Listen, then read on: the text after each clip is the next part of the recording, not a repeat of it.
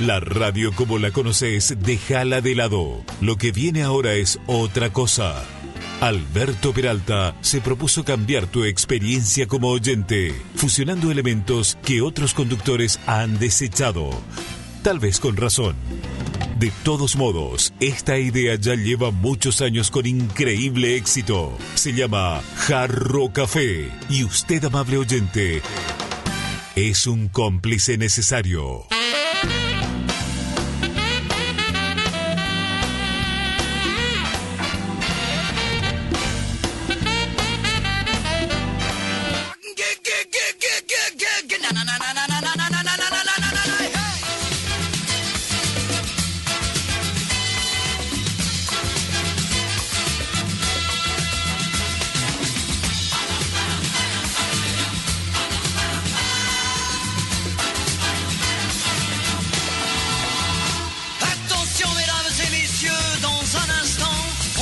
Installez-vous dans votre fauteuil bien gentiment. 5, 4, 3, 2, 1, 0, partez. Tous les projecteurs vont s'allumer et tous les acteurs vont s'animer en même temps. Attention mesdames et messieurs, c'est important. On va commencer. C'est toujours la même histoire depuis la nuit des temps.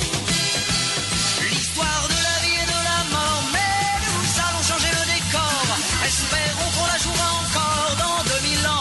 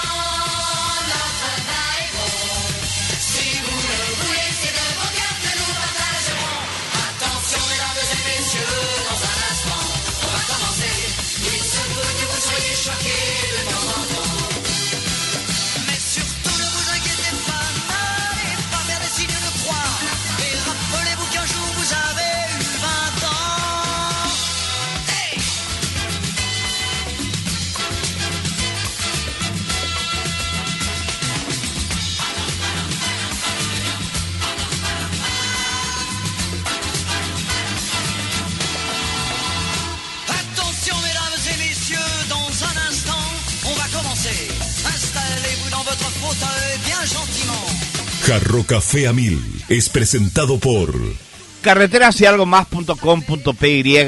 Toda la información sobre estructuras en un solo sitio web. Granusa, excelencia en nutrición animal. Y Coca-Cola retornable, menos plástico para el mundo, más ahorro para vos. Coca-Cola, magia de verdad.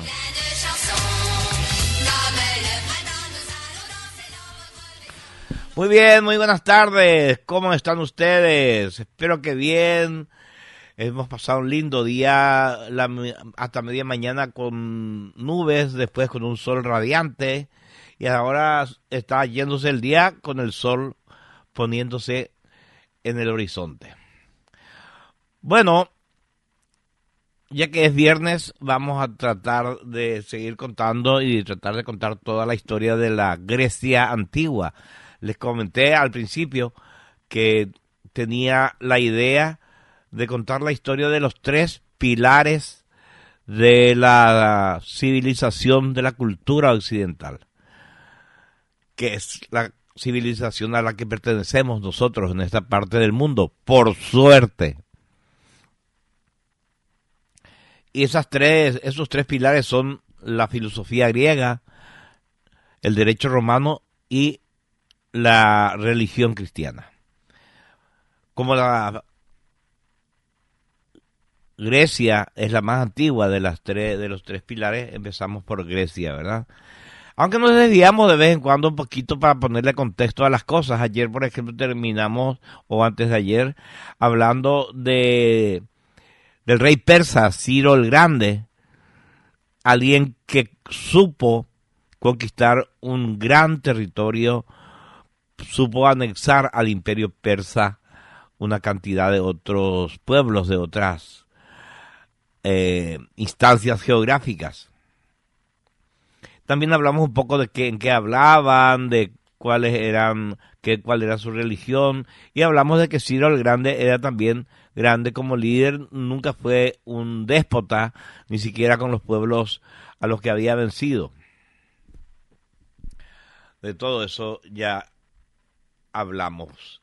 Y también ayer, o antes de ayer, en el último programa en el que los tuvimos a los griegos como protagonistas, hablamos de en qué idioma hablaban. Primero hablaron un idioma llamado amita, pero después fueron evolucionando hasta un idioma persa que no es exactamente el idioma persa que llegó hasta nuestros días, sino que es, digámosle, un idioma persa antiguo, arcaico. También sabemos que ellos adoptaron la escritura cuneiforme que los sumerios habían inventado, pero terminó siendo olvidado y pasó bastante tiempo para que el arameo logre solucionar este problema y se convierta en la lengua más hablada de Oriente Próximo, ¿verdad? Bueno, muere Ciro y hereda el trono su hijo, por supuesto, Ciro II. Se dice que empezó siendo un gran gobernante, pero parece ser que fue enloqueciendo y terminó siendo un déspota muy malo, ¿verdad? Por ejemplo, durante un combate en Egipto, mató a su hermano Meris para evitar que sea el heredero del trono, porque pensaba en su locura que si estaba su hermano menor ahí, en cualquier momento le iba a matar y se iba a quedar con el trono. Pero entonces otra persona ocupó el trono. Era un impostor, alguien que no venía ni de la nobleza ni heredaba nada. Era un Talga Umata, un sacerdote medo de la tribu de los magos.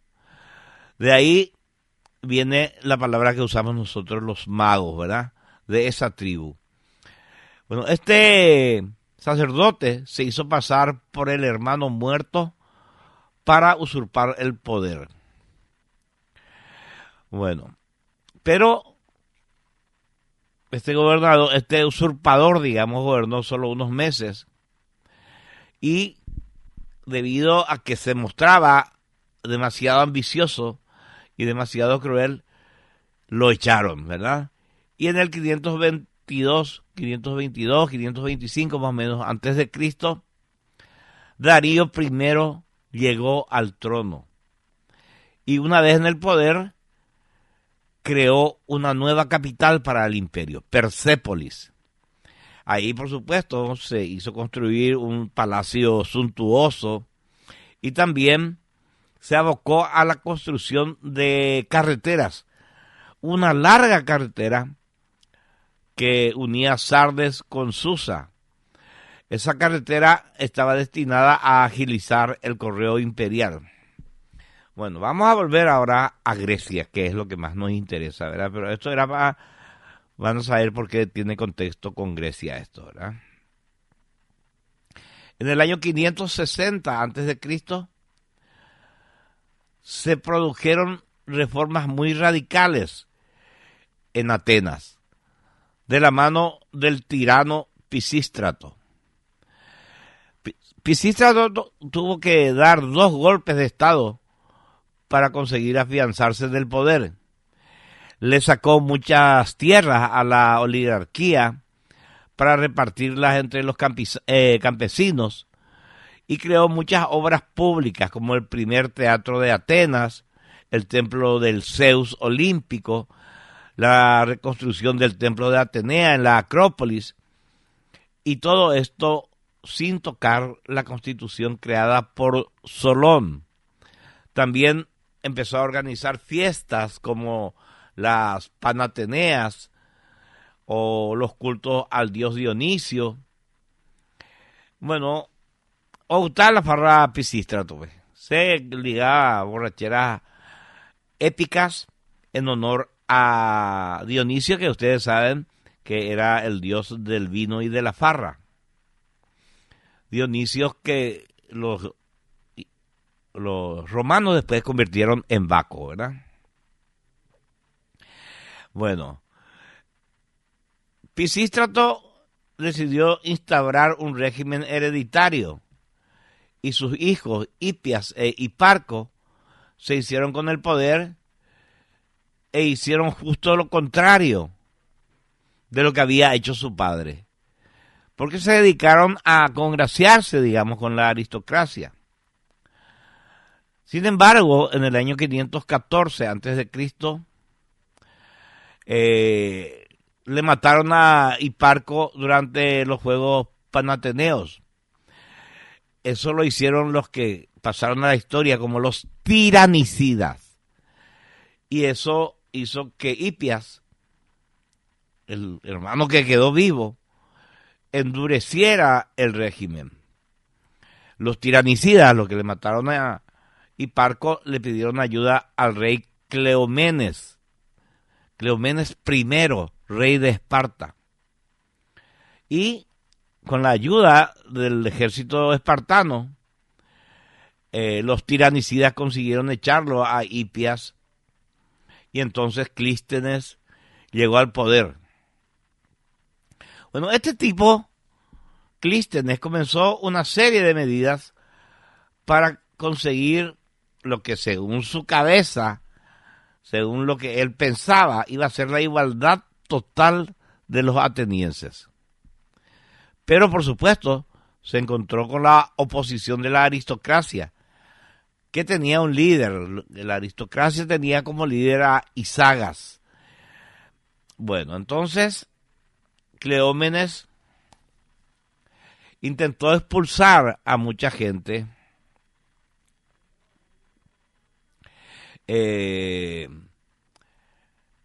para tratar de que sus ideas se materialicen.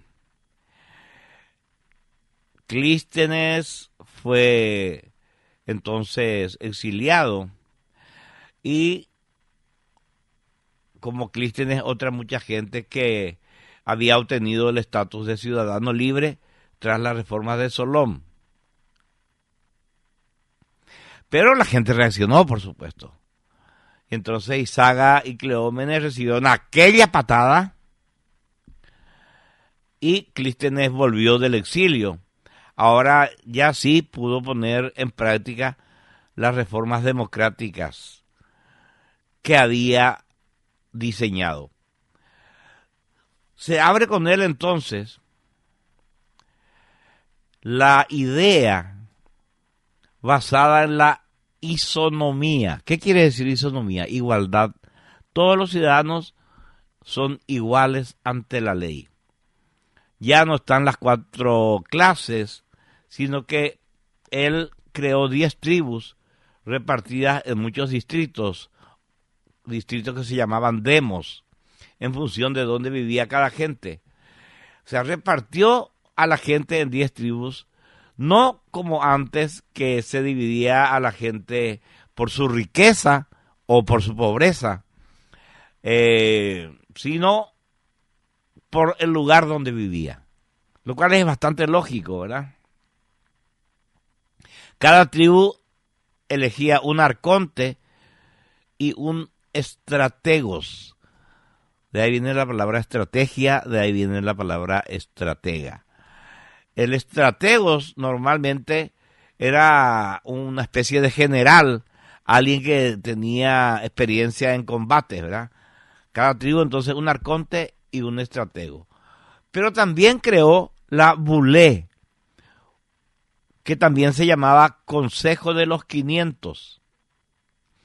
10 tribus, cada tribu elegía 50 representantes, 50 ciudadanos cada año, y este consejo preparaba cuestiones para discutir en la eclesia, que era la asamblea popular reunida en una colina. Y ahí, en la eclesia, entre todos, elegían cargos públicos, aprobaban leyes o declaraban la guerra a algún pueblo vecino o lejano. Lo que sí es que todos podían ser políticos, tanto en la bulé como en la eclesia, incluidos los metecos, que eran casi esclavos, ¿verdad? Y los cargos no se elegían por voto, sino por sorteo. ¿Cómo hacían este sorteo? Y tenían un aparatito muy ingenioso. Tenía que, si te tocaba, tenías que ejercer el cargo que te tocó durante un año entero, aunque no quieras, no se podía renunciar. Y otra cosa que votaban era el ostracismo. ¿Qué era el ostracismo? El exilio. Ahí fue, en estas reformas de Atenas, que en la escala de castigos, la pena de muerte era la segunda más grave. La primera, el peor castigo que se le podía dar cuando alguien era demasiado criminal, demasiado déspota o lo que fuere, era el ostracismo. Se le echaba de la ciudad. El exilio era la pena más grande que se podía dar a un ciudadano, y tiene muchísima razón, ¿verdad?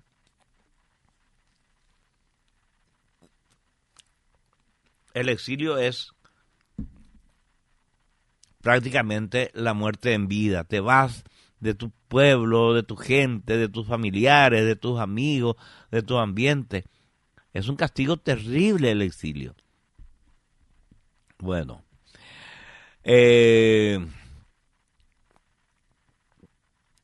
eso sí, los magistrados mayores, los más poderosos, seguían siendo elegidos entre individuos que habían pertenecido a las dos primeras clases sociales. Por lo que se dice, nunca faltan los críticos, que Clístenes, más que democracia real, creó una oligarquía de amplia base, digamos. Y por supuesto, como a lo largo de toda la historia griega, las mujeres seguían sin poder participar. Bueno, en poco tiempo las cosas iban a mejorar mucho para Atenas. Y Atenas se iba a convertir en un gran imperio. La época clásica estaba a punto de comenzar.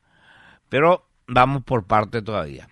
Porque al momento que estamos comentando, el de las reformas de Clístenes, se cernía un peligro sobre los griegos. En el año 506 a.C., los persas de Darío habían ocupado toda Anatolia y además las colonias griegas que estaban asentadas ahí, lo que hicieron fue tratar de huir, y los que no huyeron fueron sojuzgados por Darío. Pero el objetivo de Darío no era quedarse ahí en Anatolia, estaba poniéndole la vista a la Grecia continental. Así que quería invadir Tracia también. En el año 499 a.C. comenzó una rebelión contra los conquistadores en la serie de colonias que Grecia tenía del otro lado del mar. Y estos rebeldes le pidieron ayuda a Grecia continental, que por supuesto tenían que ayudarles si eran griegos que se habían ido de Grecia a las colonias. Y este choque de civilizaciones, este verdadero choque de civilizaciones, iba a desencadenar una serie de guerras, ¿verdad? Las guerras médicas, entre el 500 y el 431 antes de Cristo. Todo el mundo se estaba preparando, evidentemente, para una guerra. Esparta ya tenía su liga del Peloponeso. Atenas ya miraba de reojo hacia Persia a ver qué movimientos tenían. Y al otro lado del mar Egeo, Persia había conquistado Tracia, las ciudades jonias de la costa de Anatolia. Pero estos jonios decidieron movilizarse, se pusieron bajo las órdenes del tirano Aristágoras de Mileto. ¿Por qué? Porque Mileto, que fue una de las ciudades más cultas del mundo griego, fue la única que más o menos le resistía a los persas de Darío. Y este muchacho, esta ciudad, al mando de Aristágoras, fue la que pidió ayuda a los griegos. Pero Cleómenes de Esparta se negó a ayudarles. Y solo Atenas fue en auxilio. Y la rebelión se propagó, llegó hasta Sardes, capital de la satrapía. Sardes acabó incendiada por parte de las tropas griegas. Pero eso no sirvió de nada, porque las tropas de Darío I, contraatacaron en Éfeso y en Lades, y después tomaron Mileto.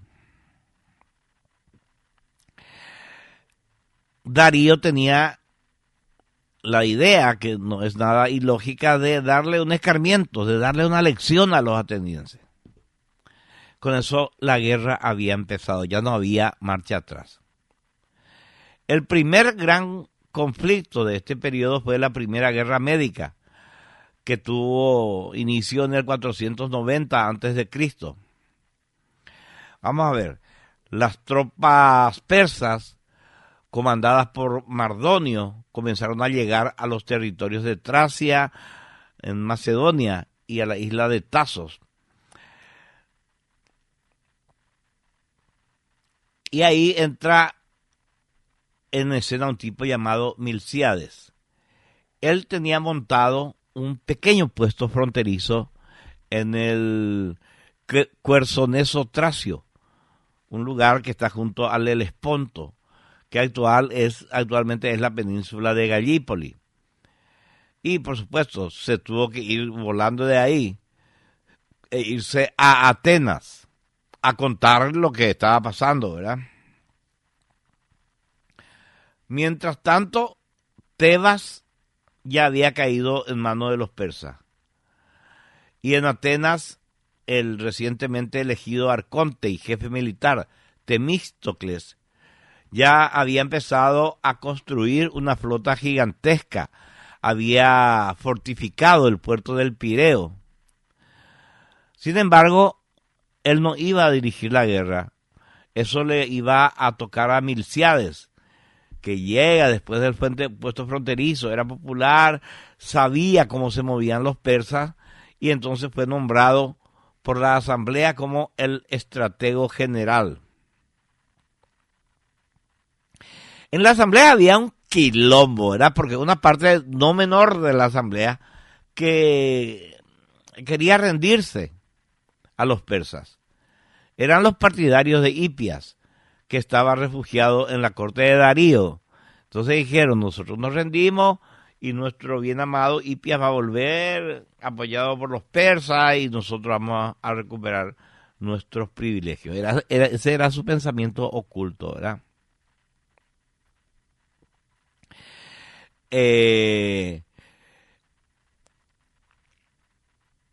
Los espartanos seguían indiferentes al asunto. Decían que estaban haciendo sus fiestas en honor al dios Polo. Y bueno, empiecen ustedes la guerra, nosotros nos vamos a ir un poquito más tarde. Si no llegamos, empiecen ustedes nomás, ¿verdad?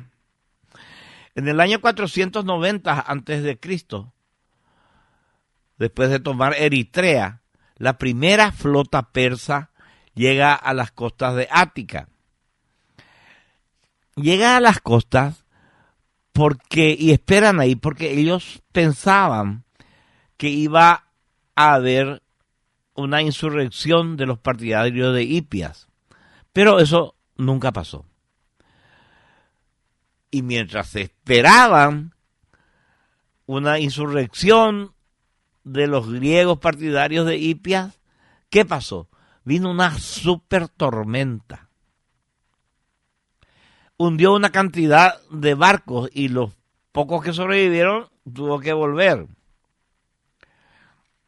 Los griegos quedaron encantadísimos. Dijeron, Poseidón nos ayudó. ¿Qué se creen estos persas de mierda? Nosotros somos los capos. No tuvimos que ni siquiera pelear. Se quedaron ahí a esperar que venga la tormenta. Les hundió los barcos y los demás se escaparon. Pero los persas tenían barcos a cacharrata. Y poco después llegó otra flota persa. Esta vez desembarcó en la costa de Maratón. Y Milcíades, que era el arconte elegido, decidió mandar a todas las tropas a lo loco a Maratón con Temístocles al frente. Mientras los persas desembarcaban, ¿verdad? O sea, decidieron adelantarse a que todos los persas se bajen de sus barcos, ¿verdad? El ataque de Temístocles fue muy sorpresivo y los persas, aunque eran en cantidad de hombres el doble que los griegos, lo único que pudieron hacer una vez más es subirse apresuradamente a sus barcos e irse. Bueno, los griegos ganaron esta batalla por muchos factores. Primero porque jugaban de local, conocían el territorio, ¿verdad? Era su país. También tenían, por eso, la ventaja psicológica del patriotismo, ¿verdad? De que estás peleando por tu casa, no estás invadiendo. Y también el tema de la libertad. Sabía que si perdían iban a ser esclavos de los persas. Y ese es otro factor importante, ¿verdad? En cambio, los persas, el ejército persa, la flota persa, era en su mayoría formada por unos tipos reclutados de diferentes conquistas, agrupados no por tipo de armas, sino por su nacionalidad. O sea, estaban todos desorganizados. Y si algo sabían en la guerra los griegos era organizarse, ¿verdad? Los griegos tenían su formación en falange, sus escudos de bronce, sus lanzas largas, sus espadas cortas.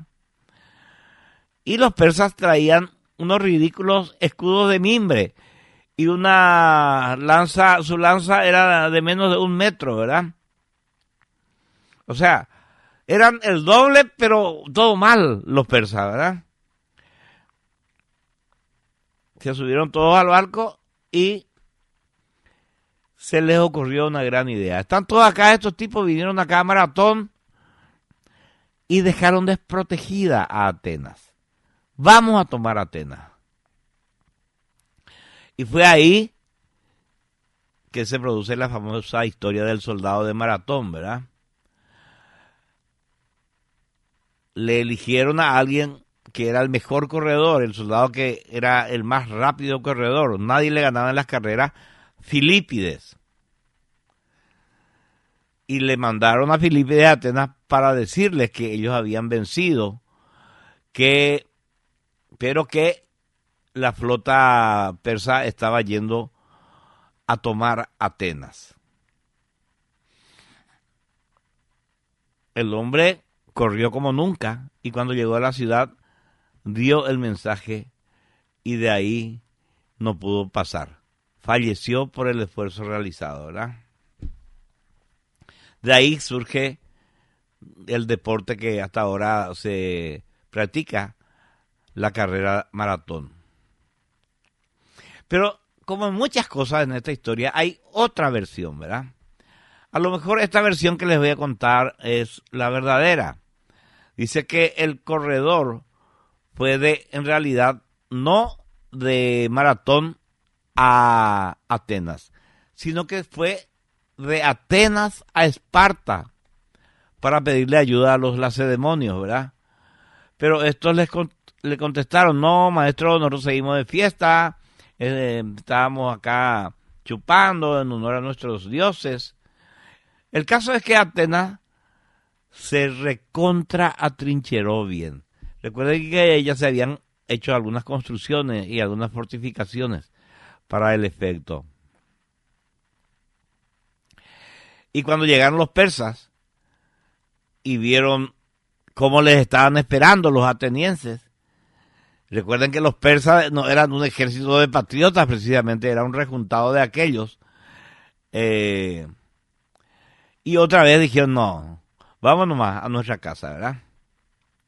La primera guerra médica terminó cuando los espartanos llegaron 3 días más tarde y solo encontraron una playa llena de cadáveres. Y vieron que los cadáveres eran de soldados persas. Milcíades pasó a ser considerado un héroe y la asamblea decidió armarle una flota para recuperar las islas Cíclades. Lamentablemente, para los griegos, su ataque a la isla de Paros terminó en un bochornoso fracaso, con la profanación del templo de Demeter, y tuvo una herida en la pierna y se le gangrenó la pierna al pobre Milcíades. Para colmo, llega de vuelta con la pierna hecha mierda después de haber perdido, y sus compatriotas, sus conciudadanos, los atenienses, le condenaron a prisión y a pagar una multa de 500 talentos. Era muchísima plata, 500 talentos en esa época. Por supuesto, la gangrena le mató, no llegó a pagar la multa porque se murió. Y tampoco no tenía de dónde sacar 500 talentos, ¿verdad? Bueno, poco después, el cargo de estratego se volvió importantísimo.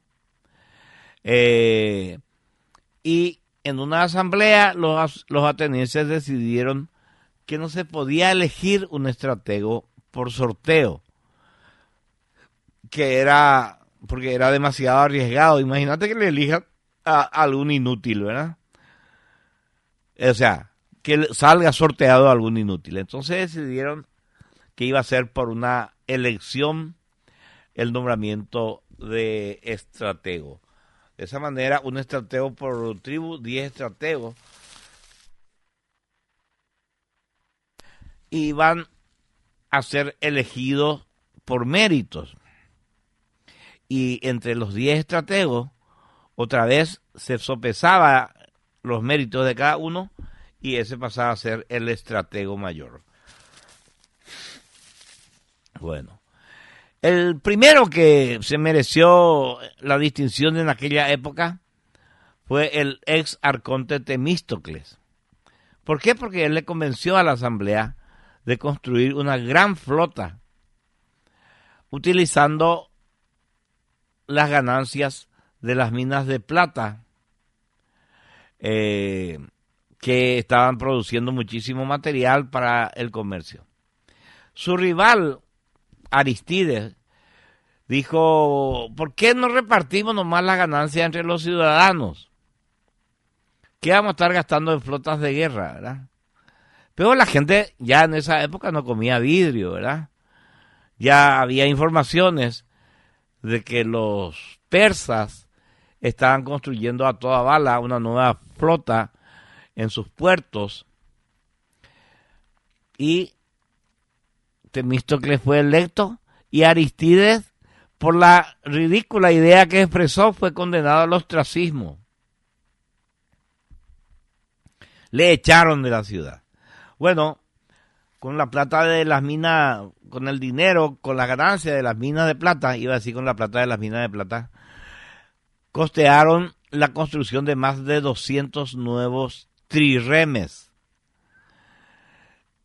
Y además, en el 481 a.C., muchas de las polis griegas se reunieron en Corinto y crearon la Liga Panhelénica, una especie de OTAN, pero de Grecia, ¿verdad?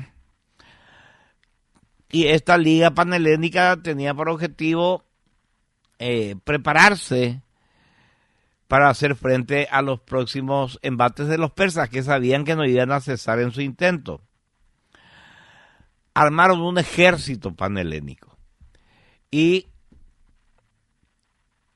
le dijeron a Esparta, a la ciudad-estado de Esparta, que ellos sean los que encabecen este ejército panhelénico. Ya que estos tipos cuando nos mandan, dicen no, estamos en los juegos y no sé qué, y no nos ayudan, vamos a ponerlo a ellos al frente para que de una vez se involucren, ¿verdad? Al año siguiente comenzaron las guerras sicilianas. Por supuesto, ustedes ya habrán adivinado, las guerras sicilianas fueron en Sicilia, la isla que ahora es italiana. ¿Por qué? Porque un tirano de Siracusa pretendía tomar toda la isla y echar a los cartagineses que se estaban haciendo fuertes.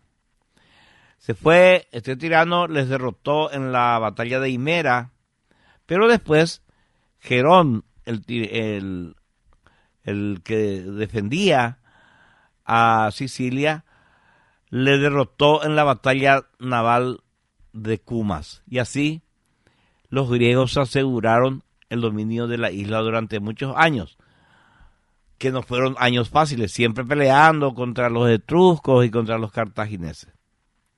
Bueno, sabemos que al final Roma iba a controlar todo. Bueno, así fue la primera guerra médica. Vamos a hablar ahora entonces de la segunda, que tuvo lugar entre el 480 y el 478 a.C. Habían pasado 10 años desde el fin de la primera guerra médica. Darío I ya se había muerto y en el trono estaba su hijo Jerjes I. Jerjes no se andaba con chiquita, ¿verdad? Envió en el 480 una expedición de 100,000 hombres. Se dice rápido, ¿verdad? 100 hombres. Pero es muchísima gente para la época, ¿verdad? Un ejército de 100,000 hombres. Salieron de Sardes, atravesaron el Helesponto, construyeron un puente en el Helesponto a base de balsas de madera. Pero esto no funcionó. Una tormenta arrastró el puente, por lo que los persas, por orden de Jerjes, tomaron cadenas y azotaron al mar durante 3 días, dándole cadenazos al mar por haberse portado mal y por haber destruido el puente de Balsas. Una locura, ¿verdad? Bueno,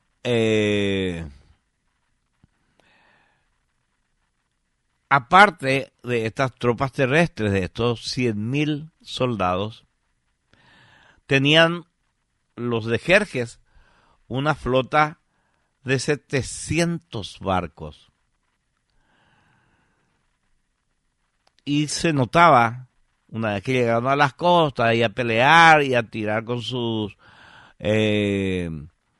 catapultas enormes rocas, parecía que en cuestión de días los persas iban a tomar Grecia. Mientras tanto, el ejército de la Liga Panhelénica, comandado por el rey espartano Leónidas, decidió que el mejor punto para encararle a los persas era en el desfiladero de las Termópilas. Y allá fueron 300 espartanos.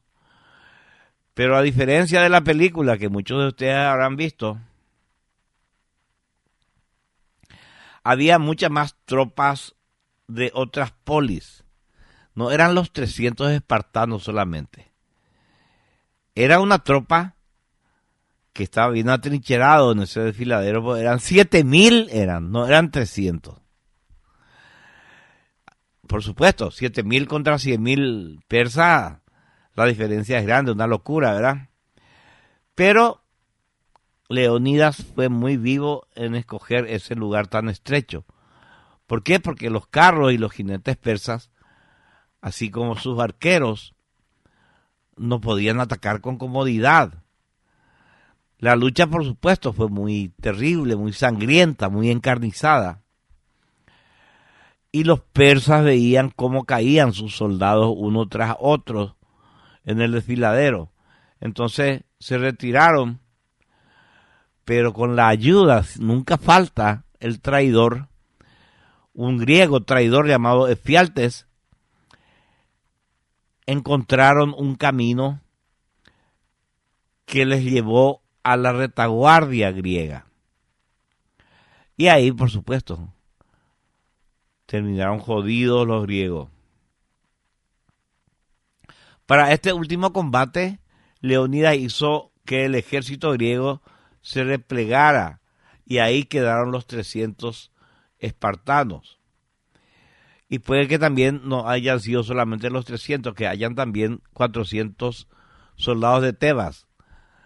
Tebano se diría un soldado de Tebas.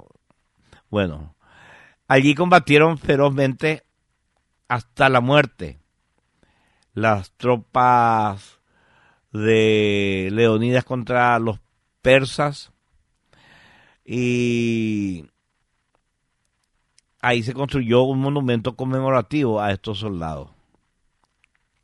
Bueno, al mismo tiempo, los atenienses frenaban a la flota persa en la batalla de Artemisio. En esa batalla la flota persa era dirigida por Artemisia, la primera reina que aparece en nuestra historia, ¿verdad? Tuvieron que pasar miles de años. Era la reina de Halicarnaso, que se había pasado, o sea, Artemisa era griega, pero se pasó al bando persa. Y los persas le hicieron reina. Dicen que Artemisa era muy linda, pero por lo visto también era muy viva y también muy traidora. Era griega y se pasó al ejército persa, ¿verdad? Sin embargo, las cosas no estaban funcionando para los atenienses y tuvieron que retroceder. Cayó Beocia, después cayó Ática y los persas se dirigían ya directamente a Atenas. ¿Qué hizo Temístocles? Decidió evacuar a la mayoría de los atenienses. Huyeron a una isla frente a la costa, llamada esta isla Salamina, y de allí vieron cómo Atenas era incendiada. La flota griega se refugió en la bahía de Leusis, en una zona que era también muy estrecha y llena de rocas. cuando las huestes, las embarcaciones de Jerjes se dieron cuenta de eso, se fueron para destruir a la flota griega. Pero las naves de los persas eran muy grandes y muy pesadas y eran poco maniobrables. Y entonces las olas de esa parte hicieron el trabajo para los griegos, que empujaron a las naves persas contra las rocas, y los persas perdieron la batalla de Salamina. Bueno, Artemisia había advertido a sus colegas en ese momento ya persas del peligro de esta batalla. Y la nave madre, la nave capitana, se interpuso en el camino de esta embarcación también capitana de los griegos. Se chocaron. Los griegos pensaron que otra vez se había pasado a su bando, entonces le dejaron huir. Sin embargo, los atenienses se quedaron con muchas naves persas en su poder. Los persas se vieron obligados a escaparse al Asia Menor, mientras que la otra parte de su ejército, dirigida por Mardonio, se quedaba en Tesalía.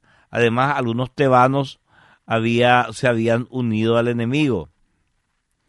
En el 479 a.C., estos soldados tomaron de nuevo Atenas, pero ahí llegaron los espartanos al mando del general Pausanias, sobrino de Leónidas. La liga panhelénica volvía al ataque y le hicieron retirar al invasor en la batalla de Platea. Mardonio, el líder de estos muchachos, murió en combate y los persas huyeron definitivamente de la Grecia continental. Se dice también que ese mismo día la flota dirigida por el otro rey espartano persiguió a los persas hasta Jonia y les derrotó en la batalla de Mica. Bueno, ahí terminan las guerras médicas. Entonces empieza un periodo que se caracteriza por el auge de Atenas, entre el 478 y el 431 a.C., desde el final de esta guerra hasta que empieza otra, la guerra del Peloponeso. Hubo 50 años de paz, paz, no se peleaban de vez en cuando con algunos vecinos, vamos a decirle paz relativa. Atenas se hizo la fuerza más potente del Mediterráneo. Llegó una nueva forma de hacer política, la democracia. Los persas, que no se habían resignado todavía, ni mucho menos, seguían molestando por el Egeo, y los griegos estaban puestos siempre a echarles. Sin embargo, la liga panhelénica se había desmoronado un poco después de que Pausanias fuera acusado de mudarse no de mudarse, sino que estar en contacto mediante cartas con Jerjes. Pero mientras Esparta tenía su liga del Peloponeso, los demás griegos crearon la liga de Delos en el 477 a.C. Esta liga de Delos era una confederación de muchas polis capitaneadas por Atenas para recuperar las colonias del este. El encargado de redactar los estatutos de esta organización fue Aristides. Todos los miembros tenían voz y voto en una asamblea presidida por Atenas, y por esto mismo los estados miembros tenían que aportar la plata, su contribución, una especie de crowdfunding, ¿verdad? y esta plata se guardaba en un templo en la isla de Delos. Y este dinero se decía que tenía que servir para preparar una gran flota y no solamente una flota. Los atenienses vieron que ellos eran los encargados de la contribución, eran los encargados de la plata, comenzaron a construir unos muros largos que protegían exclusivamente a la ciudad de Esparta y el puerto que ellos usaban, que era el puerto del Pireo. Los espartanos estaban entonces malversando la plata, ¿verdad? Y las demás polis empezaron a molestar, ¿verdad? Vamos a ver cómo se soluciona este problemita antes de la guerra del Peloponeso. Pero vamos a ver esto no el lunes, porque yo viajo el domingo y vuelvo el otro lunes. O sea, vamos a continuar esta historia no este lunes, sino el otro lunes. ¿Les parece? Ahora lo que tenemos que hacer es irnos a la pausa. Tere dice, buen viaje, Albert, que disfrute muchísimo y espero que nos cuente algunas anécdotas al regreso. Claro que sí, Tere. Nos vamos a la pausa, pero antes...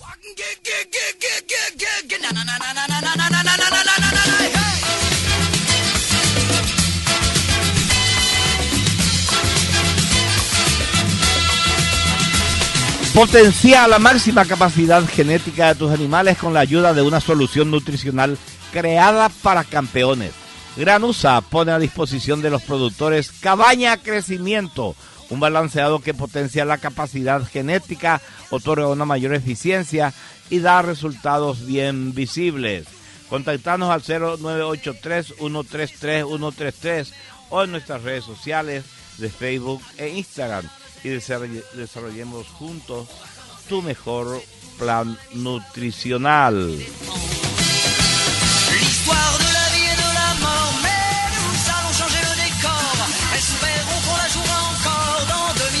Carreteras y algo más de Andrea Pérez es un medio digital paraguayo enfocado en las carreteras, infraestructura, agua y saneamiento, tecnología, eventos, en donde mostramos el crecimiento del país y del mundo. Pedí ya ser parte de este gran sector que une a los que amamos a las carreteras. Desde Carreteras y algo más ofrecemos espacios publicitarios en redes sociales y en nuestra plataforma web.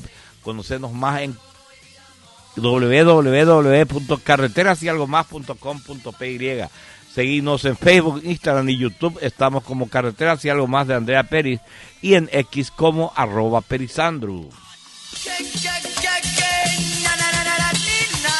Desde Coca-Cola Paraguay reafirmamos nuestro compromiso con la circulación de los envases. Por eso ahora las botellas de spray están hechas 100% con material reciclado. Vos también podés unirte al ciclo de la frescura, separar tus residuos y darle una nueva vida a tus botellas. Coca-Cola, magia de verdad.